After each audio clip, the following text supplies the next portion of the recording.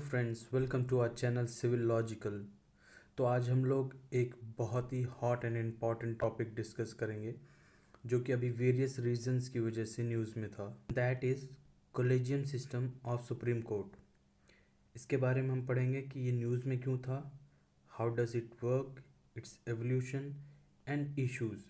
ये topic GS paper 2 polity section के लिए बहुत इम्पॉर्टेंट है। इसके साथ साथ हम एज अ कॉमन पर्सन अपने इंस्टीट्यूशन के बारे में भी अवेयरनेस बढ़ा सकते हैं इस टॉपिक के through. Why in news? Recently क्या हुआ कि किरण रिजिजू जो हैं, जो हमारे union minister of law and justice हैं, उन्होंने हाल में कॉलेजियम सिस्टम, उसके ओपेकनेस और उसके फंक्शनिंग पे क्वेश्चन किया और उसके रिफॉर्म की बात की। इसके साथ साथ हमारे फॉर्मर मिनिस्टर अश्विनी कुमार जी ने भी कमेंट किया कि जो हाई कोर्ट और सुप्रीम कोर्ट के जजेस हैं, उनके अपॉइंटमेंट प्रोसेस को लेकर हमें डिस्कशन और रिफॉर्म की बात करनी चाहिए। Before we go deep into the discussion, try one question and the question is retirement age of the जजेस of the supreme court of India. और ये ऑप्शंस हैं 60 years, 62 years, 65 years and 70 years. You can pause the video and comment your answer below. और जिसका answer सही होगा, I'll pin that comment जिससे और सभी को भी आंसर मिल जाए। Let's begin our topic discussion. What is collegium system? It is a system under which appointment and transfer, both appointment and transfer of judges, are decided by a forum of Chief Justice and 4 senior most जजेस of the supreme court इसको decide करते हैं। It is nowhere mention in the constitution of India. It has evolve through 3 judgments of the supreme courts, जिसको अभी हम आगे discuss करेंगे। Now collegium system के कॉम्पोजिशन के भी बारे में बात कर लेते हैं। It is a 5 member body जिसमें कि एक CGI प्लस 4 सीनियर मोस्ट जजेस होंगे। हम लोग अपने सुप्रीम कोर्ट और सुप्रीम कोर्ट के जो जजेस हैं इसके बारे में भी थोड़ी सी इन्फॉर्मेशन लेके आगे चलते हैं। आर्टिकल 124 में ही लिखा गया है कि there shall be a supreme court, a chief justice of India along with other जजेस। आर्टिकल 50 जो हमारे कॉन्स्टिट्यूशन का है वो बड़ा स्पेशल है। स्पेशल इन सेंस कि ये बात करता है separation of judiciary and executive. इसका मतलब ये है कि ऑलरेडी पहले से ही सेपरेट कर रहा है कि आप दोनों एक दूसरे के काम में इंटरफेयर नहीं करेंगे।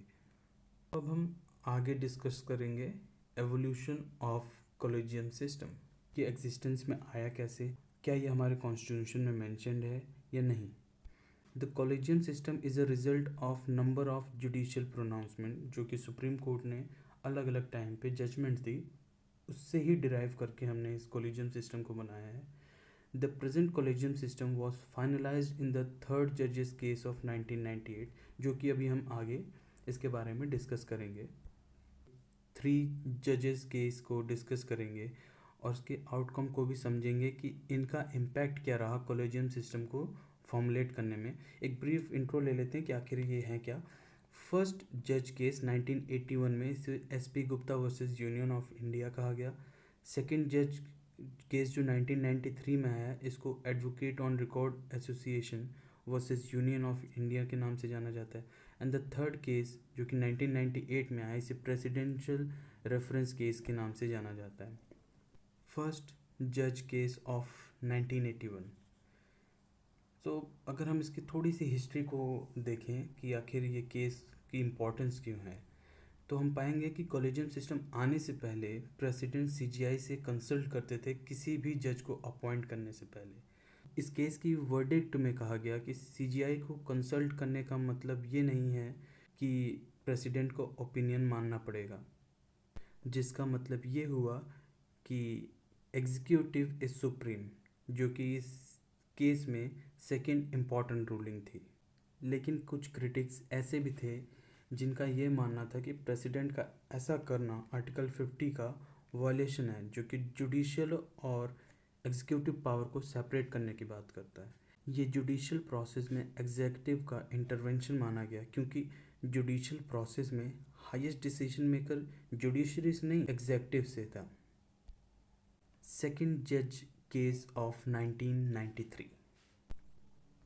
इस केस में 9 जज की बेंच ने सुनवाई की और उसे सेकंड जज केस के नाम से भी जाना जाता है।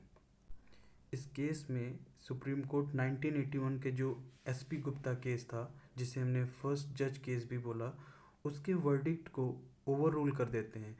इसका मतलब ये था कि अब कंसल्टेशन का मीनिंग कंकरेंस होगा। इस केस से दो तीन टेक अवे पॉइंट्स होते हैं।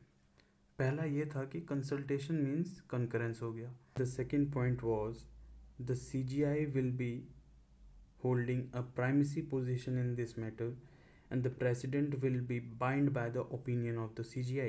पहले था कि बाइंडिंग नहीं थे, बट इस केस में बाइंडिंग कर दिया गया and this resulted in the birth of the collegium system.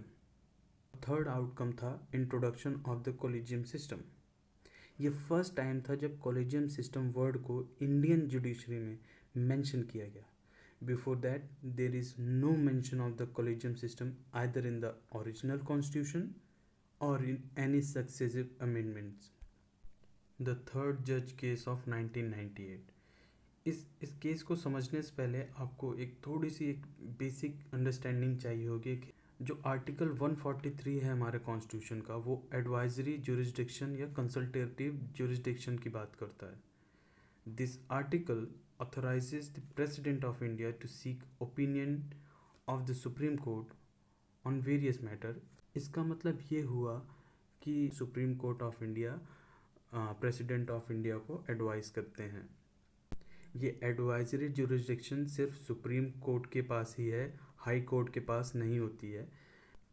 अगर देखा जाए तो 1998 का थर्ड जजेस केस कोई केस नहीं था। Instead, we can say it is an opinion delivered by the Supreme Court। उस समय इंडिया के प्रेसिडेंट KR नारायणन जी थे। उन्होंने कुछ कंसल्टेशन मांगी थी कोलिजियम इंक्वायरी को लेके।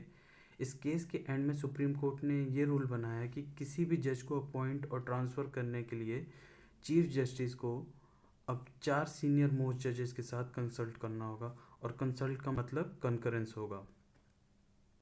Tussle between the judiciary and the executive. तो अगर सब कुछ सही है, फिर गवर्नमेंट एंड सुप्रीम कोर्ट के बीच में ये टसल किस लिए है? Why the government and the supreme court is locking horn with each other? कुछ पॉलिटिकल साइंटिस्ट इसके पीछे अपने अपने ओपिनियन देते हैं, जैसे कि किसी भी मेजर डेमोक्रेसी में चीफ जस्टिस और जजेस की अपॉइंटमेंट वहाँ की गवर्नमेंट ही करती है।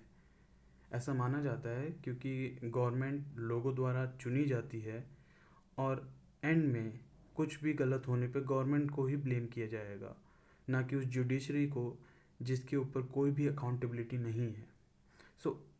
इसलिए गवर्नमेंट चाहती है कि जब सारे क्वेश्चन हमसे होंगे तो क्यों ना हम भी इस प्रोसेस में इन्वॉल्व हों। और कुछ पॉलिटिकल एनालिस्ट का मानना है कि कॉलेजियम सिस्टम एक नॉन कॉन्स्टिट्यूशनल बॉडी है जो कि किसी भी पार्लियामेंट के एक्ट के पास होने की वजह से नहीं आई है। इसलिए इस पे क्वेश्चन किया जाता है। And the third point is government may raise objection, but if the collegium reiterates the same name, government is bound to appoint them as a judge। इसमें गवर्नमेंट सिर्फ एक बार ही उस नाम को वापस भेज सकती है रिकन्सिडर के लिए। अगर वही नाम वापस से गवर्नमेंट के पास कॉलेजियम ने भेज दिया तो गवर्नमेंट बाउंड हो जाती है उस जज को अपॉइंट करने में। इसमें गवर्नमेंट ना चाहते हुए भी कुछ नहीं कर सकती है। And the fourth reason, struck down of NGAC act of 2014। इसमें क्या हुआ था, 2014 में गवर्नमेंट ऑफ इंडिया ने जज अपॉइंटमेंट और ट्रांसफ़र के लिए एक रिफॉर्म करने की कोशिश की। इसके तहत ये NGAC एक्ट लाए, जिसका मतलब था नेशनल जुडिशियल अपॉइंटमेंट कमीशन। इस बिल को गवर्नमेंट ने पार्लियामेंट में पास करा दिया था, बट सुप्रीम कोर्ट ने इसे इसलिए स्टक डाउन कर दिया ये बोल के कि ये जुडिशरी की इंडिपेंडेंस को ख़त्म कर देगी। What are the concerns? पहला ये है कि एक्सक्लूजन ऑफ एग्जीक्यूटिव्स।